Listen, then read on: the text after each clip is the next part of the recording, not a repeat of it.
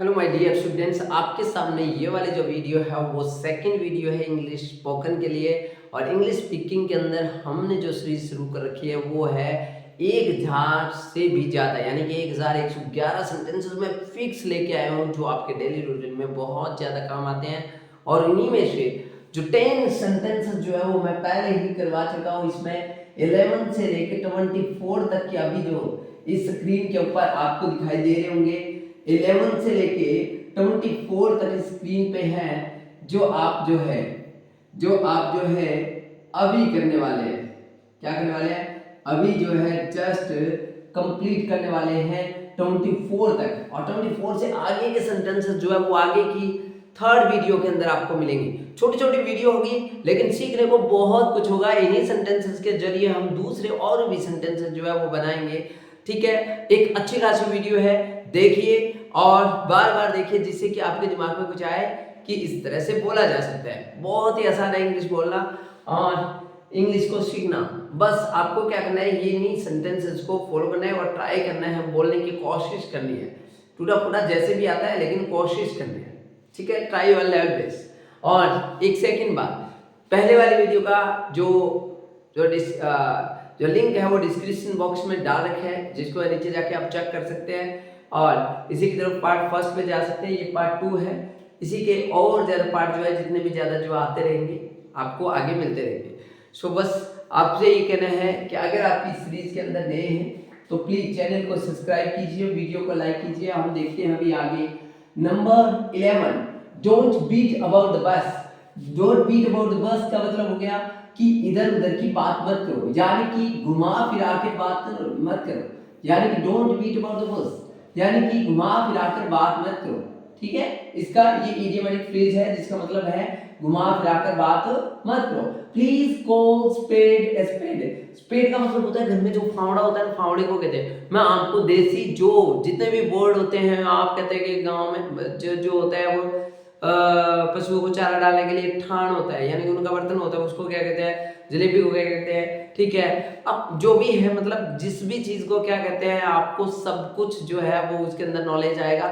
ठीक है, तो बस ये कहना है कि आप कैसे भी करके किसी भी तरीके से, ठीक है, जो भी वर्ड सीखना चाह रहे हैं उसको कमेंट कीजिए और वो भी मैं आपको बताता रहूंगा। तो please call spade a spade. Spade वैसे फावड़ा होता है, वैसे जो खेत के अंदर आप देखते हैं क्यारी के अंदर फूड बनाए हुए होते हैं, एक क्यारी के अंदर अलग अलग फूड बनाए होते हैं, उसको भी स्पेड कहते हैं। उसको क्या कहते हैं? स्पेड कहते हैं। ठीक है, अब बात करते हैं कि अगर इन सबको जो है हम क्या बोलते हैं? स्पेड बोलते हैं। तो अभी आगे बात करते हैं कि please call spade a spade का मतलब क्या हो गया? सीधे सीधे बात करना, जैसे सीधे जो फूड जा रहा होता है उसकी तरह सीधे सीधे बात करो, भाई घुमा फिरा के बात मत करो। Don't beat about the bush, please call spade spade. एक साथ ही आप बोल के यूज कर सकते हैं। Get chair from that room. ठीक है, गेट का मतलब प्राप्त करो, लेके आओ मतलब एक चेयर लेके आओ। कहां से लेके आओ? उस रूम से लेके आओ। जब रूम दूर होता है तो दैट रूम होता है, रूम पास होता है तो दिस रूम होता है। It's very very very simple to you can use. जब वर्ब के फर्स्ट फॉर्म से बोला जाता है ऑर्डरेबल वे में, please get a chair from that room.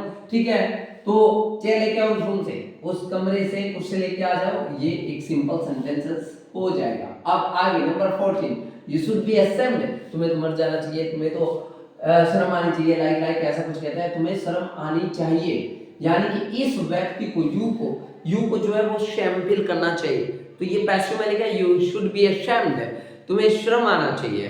ठीक है, तुम्हें मर जाना चाहिए, you should be killed, you should be killed, you should be got suicide, यानी कि तुम्हें सुसाइड कर लेना चाहिए। यानी कि हम किसी को ऐसा बोल रहे हैं, डरा रहे हैं उनको, या फिर उसको स्कोल्ड कर रहे हैं, तब हम बोलेंगे यू शुड बी अशेम्ड। ठीक है, इसका मतलब तुम्हें शर्म आनी चाहिए। उसके बाद number 15, you had come here in shoes.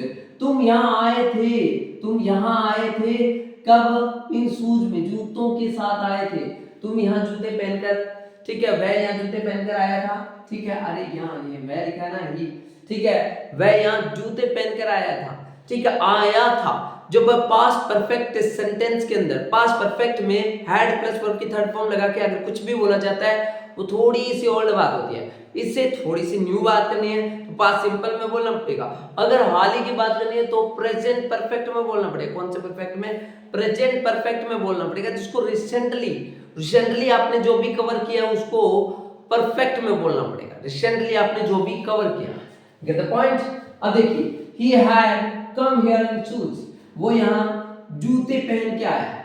ठीक है, ये तो अच्छी बात है, जूते पहन के आए। ठीक है, तो सर क्या पहन के आए? ठीक है, कुछ पहन के आए, नंगा नहीं है। ठीक है, it cross the limit today, उसने आज लिमिट ही क्रॉस कर दी। उसने आज क्या कर दिया? लिमिट ही क्रॉस कर दिया।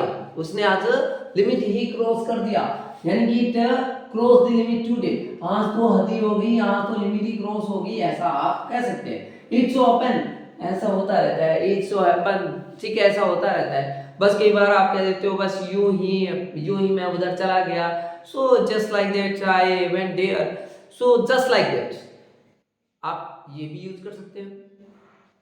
इट्स सो हैपन, ऐसा होता रहता है। इट्स सो हैपन, ऐसा होता रहता है। It's very common, it's a common type of phrases you can use in your English. Next, he has brought me up, he has brought me up, ठीक है।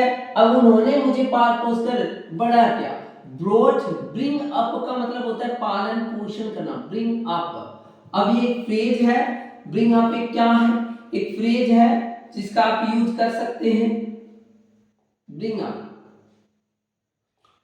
bring up का मतलब क्या होता है? पालन पोषण करना, ब्रिंग अप की यहाँ पर जो है थर्ड फॉर्म दे रखी है, he has brought me up, यानी कि उन्होंने मुझे पास पहुंचकर बड़ा किया है, क्योंकि प्रेजेंट में चल रहा है, हैज और प्लस वर्ब की थर्ड फॉर्म किया है, परफेक्शन।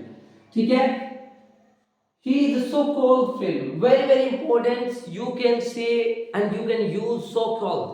so called का मतलब होता है नाम मात्र, बस कहने का कुछ होना। ठीक है, is my so called friend, यानी कि वो कहने का दोस्त है, वैसे और कुछ नहीं, बकवास है ऐसे। नहीं, ऐसे तो इतना ज्यादा नहीं बोलते पर, लेकिन ऐसा बोल देते हैं कि बस कहने का दोस्त है, नाम का ही दोस्त है, वैसे कोई रियल फ्रेंड नहीं है, नॉट ए बेजम फ्रेंड। ठीक है, तो ये क्या है? ये बेजम फ्रेंड्स, यानी कि अल्टर एगो, यानी कि घनिष्ठ मित्र जो होता है, यानी कि एक लंगोटिया यार जिसको कहते हैं, तो वो नहीं है ये। ठीक है, he is not my so called friend, इसका मतलब उल्टा हो गया, यानी कि it's my bosom friend, ये मेरा अच्छा घनिष्ठ मित्र है। फिर से समझिए, so called का मतलब कहने का होना। it's so called pen, कोई भी pen like this it's a so called pen, चलता भी नहीं है ढंग से। ठीक है, it's so called pen, ठीक है, यानी कि नाम मात्र का बस कहने का पेन है, वैसे कुछ नहीं है। कुछ एक ने कैप लटका रखी है, आप कह सकते हैं इट्स सो कॉल्ड पेन, अरे पेन है ही नहीं, इसे सो कॉल्ड है। ठीक है, सो कॉल्ड बोल सकते हैं। उसके बाद अब आगे, there is a slump in business, there is a slump in धंधा, आजकल धंधा मंदा है। ठीक है, there is a slump in business, यानी बिजनेस में गिरावट आ रही है इन दिनों में, तो बिल्कुल देयर इज लगा के देयर इज नथिंग, वहां कुछ भी नहीं है, there is no word to say. ठीक है, तो वहां कहने के लिए कुछ भी नहीं था, कोई शब्द नहीं था। ठीक है, आई हैव नथिंग टू से, मेरे पास कहने के लिए कुछ भी नहीं है, तो देयर इज लगा के बोलते हैं there is 4 rooms in this school, only 4 room in this school. There is लगा के हम बोल के थोड़ा सा इंग्लिश को जो शुरुआत कर सकते हैं, इट्स वेरी कॉमन। ठीक है, there are a lot of student, there are a lot of girls, there is as anything is there is a lot of water, इस तरह से sentences को हम बोल सकते हैं। The rate of potato is falling day by day, the rate of potato is falling day by day, जो potato का रेट है वो दिन प्रतिदिन गिरते जा रहे हैं, यानी कि क्या हो रहे हैं? डाउन आते जा रहे हैं। ठीक है, कम डाउन होना है, मतलब रेट आदि का गिरना होता है, यहाँ पर फॉलिंग का मतलब गिरने। The rate of potato is falling, ठीक है, डे बाय डे, दिन प्रतिदिन गिरते जा रहे हैं। ठीक है, इट्स टॉर्न, ये फटा हुआ है, इट्स टॉर्न का मतलब ये फटा हुआ है, यानी कि ये फट गया है। ठीक है, इट्स टॉर्न, ये पैसिव में लिखा हुआ है। उसके बाद इट विल नॉट डू, ये नहीं चलेगा, इससे काम नहीं चलेगा, ये नहीं चलेगा, आपको बोलना है इट विल नॉट डू या इट विल नॉट वॉक, ये नहीं चलेगा, it won't walk, it won't walk का मतलब ये नहीं चलेगा, इट वॉन्ट डू ये काम नहीं करेगा, ये यानी ये इससे काम नहीं चलेगा या ये काम नहीं करेगा, इट वॉन्ट डू। ठीक है, बिल्कुल। बिलीव इट और नॉट इट्स ट्रू, बिलीव मानो, इट्स नॉट ना मानो, इट्स ट्रू ये तो सच है। ठीक है, बिलीव इट्स और not it's true, the parents is God's God is parents। ठीक है, ठीक है, यू नो वेरी वेल। आज के इस क्लास के अंदर हमने जो है वो 11 से लेकर 24 तक सेंटेंसेस देखे हैं। आई होप कि आपको ये समझ में आए होंगे।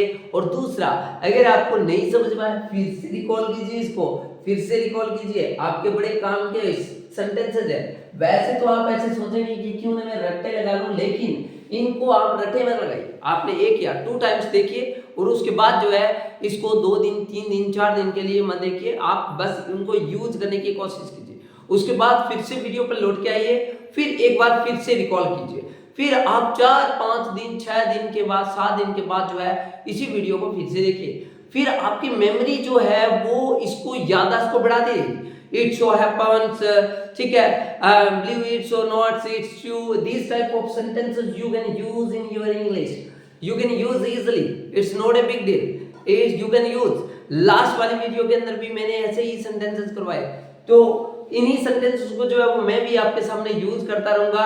आप देखते रहिए अपने इस क्लास को और चैनल पे आते रहिए, विजिट करते रहिए, वीडियो को जरूर कीजिए लाइक और चैनल को कीजिए subscribe. Thank you very much.